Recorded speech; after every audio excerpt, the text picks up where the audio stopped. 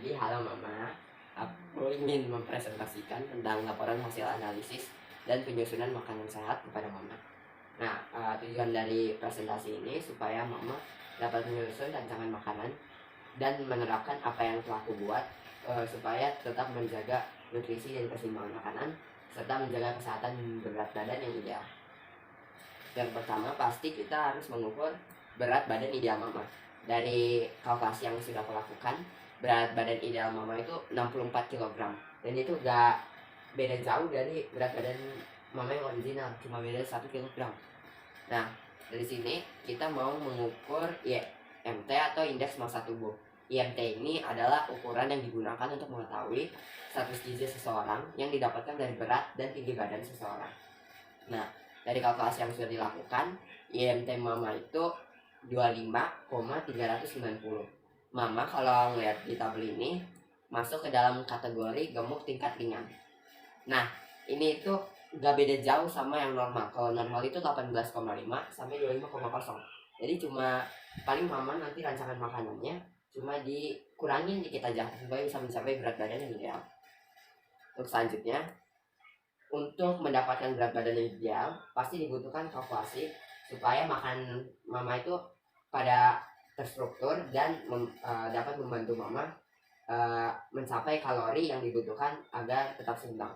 Nah, dari kalkulasi yang dilakukan dibutuhkan KKB dan KKT. KKB ini adalah perhitungan kalori yang Mama butuhkan nanti untuk mencapai berat badan ideal Mama. Dari kalkulasi yang dilakukan, KKB Mama itu 1329. Nah, dari situ kita bisa menghitung KKT. Nah, KKT ini sama kayak KKB, jumlah kalori yang dibutuhkan untuk mendapatkan berat badan ideal, tapi dipengaruhi oleh aktivitas keseharian Mama. Nah, kan di sini aktivitas keseharian Mama itu tidak terlalu banyak, sekali-sekali berolahraga. Jadi jika dihitung KKT Mama atau kalori yang dibutuhkan Mama tiap hari itu 1827 kilokalori. Nah, di sini ini adalah rancangan makanan buat Mama. Jadi di sini rancangannya sudah ada terstruktur supaya Mama bisa mencapai berat badan yang ideal. Yang pertama itu untuk hari pertama, menu pagi Mama itu 2 iris roti gandum, 1 butir telur rebus, alpukat dan 2 buah pisang. Untuk menu siangnya salad sayuran, dada ayam panggang, dressing rendah, lemak dan 1 porsi nasi. Terus yang menu malam itu ikan nila panggang, kentang manis goreng, 1 butir apel, brokoli dan yogurt. Kalau di sini total kalori ini adalah 1837.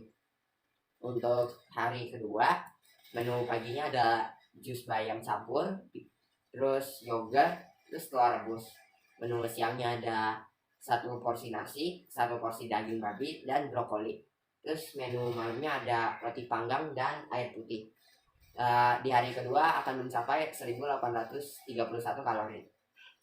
Terus di hari ketiga, menu pagi Mama ada 1 porsi nasi, 1 ekor ikan nila goreng, jus jambu. Terus menu siang Mama ada 1 porsi bakso daging, 2 buah apel, brokoli, segelas kopi susu, dan menu malam Mama ada salad buah, jus mangga, dan yogurt. Di sini Mama bisa mencapai 1829 kalori. Terus untuk yang keempat, menu pagi Mama ada 1 porsi sop daging, segelas air putih, 1 jambu merah, terus 1 porsi sayur lodeh. Terus menu siangnya ada 1 porsi mie ayam, 3 buah stroberi, dan segelas jus mangga. Dan menu malam Mama ini ada 1 porsi nasi, 1 porsi paha ayam geprek yang akan bertotal menjadi 1820 kalori. Terus untuk yang hari kelima itu menu paginya ada diulang lagi dari hari yang pertama.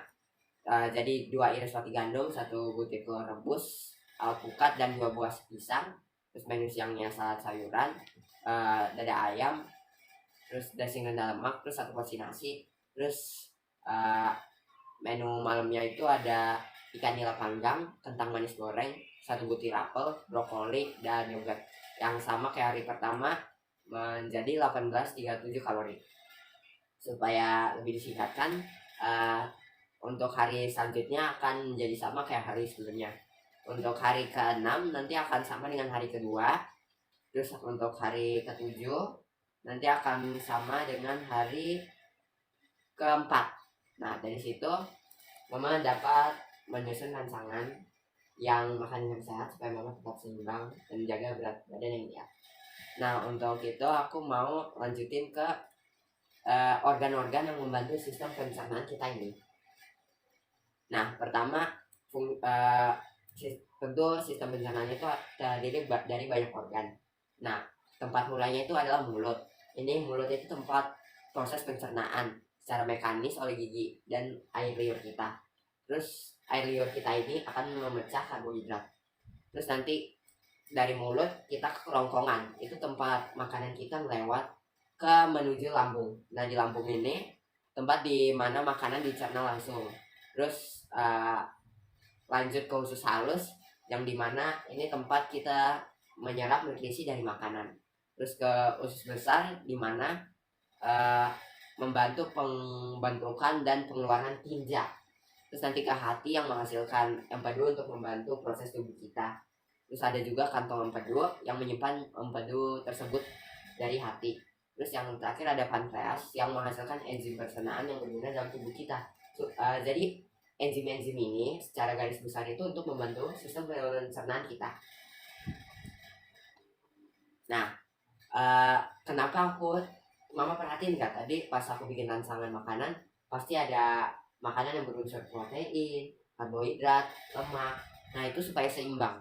Nah, ini aku mau ngasih tahu apa yang terjadi jika dalam rancangan makanan ini nggak ada karbohidrat atau nggak ada protein atau nggak ada lemak.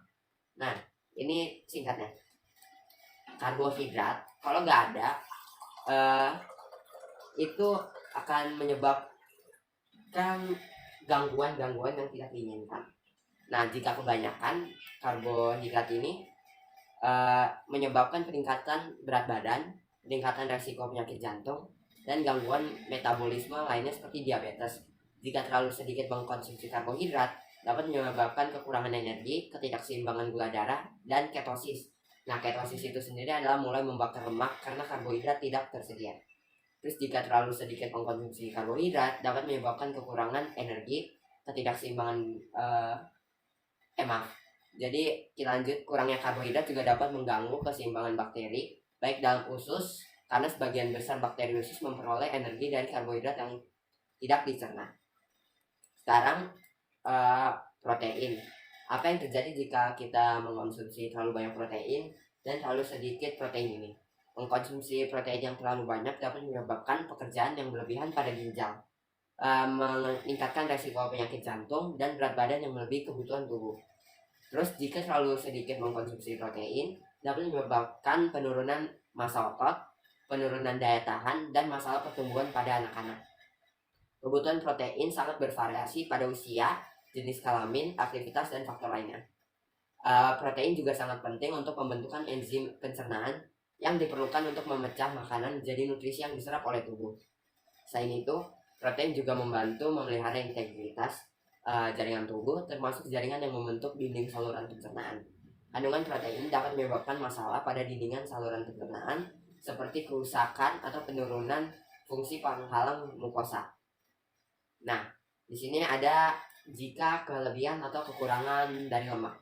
Mengkonsumsi terlalu banyak lemak dapat meningkatkan risiko obesitas, penyakit jantung, kolesterol, dan masalah metabolisme lainnya. Jika terlalu sedikit mengkonsumsi lemak ini dapat menyebabkan gangguan hormonal, penurunan fungsi otot, penurunan fungsi otak, masalah kulit. Lemak juga dibutuhkan untuk penyerapan vitamin seperti A, D, E, dan K. Terus kekurangan lemak juga akan mempengaruhi kesehatan jantung dan sistem saraf. Lemak juga berperan dalam pengaturan gerakan usus dan pencernaan yang normal. Kekurangan lemak ini dapat menyebabkan konstipasi atau gangguan pencernaan lainnya. Nah, berikut aku akan mengasihi Mama cara menjaga kebutuhan tubuh agar tetap seimbang dan sehat.